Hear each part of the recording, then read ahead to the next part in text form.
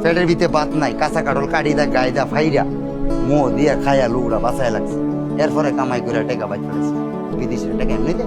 আমি আল্লাহ প্রবাসী, হাজারো অবৈধ প্রবাসী তোকে জঙ্গল বা আরো ঘুমাইতেছে, অথচ কাল লাগে এই ফ্যামিলি লেগে ইমিগ্রেশনে তো দেন দা দিয়ে জঙ্গল ফলা অবৈধ প্রবাসী। আচ্ছা তারপরে এন্দা শুনতে পাই কিরে বেতন কবে পাবি, এটা জীবন লয়ে টানা টানি এন্দা বেতন কবে পাবি, এর নাম ফ্যামিলি।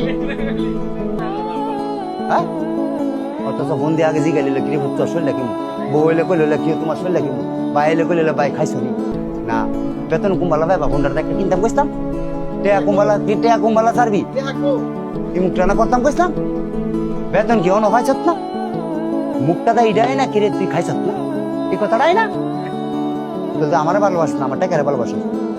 আমাদের এই ভাইটা প্রবাসীদেরকে নিয়ে অনেক সুন্দর সুন্দর কথা বলে। ভিডিও বেশি বেশি শেয়ার করে দিবেন ভিডিওটা, যাতে সকল প্রবাসী ভাইদের ফ্যামিলিরা দেখতে পারে এবং কথাটি শুনতে পারে।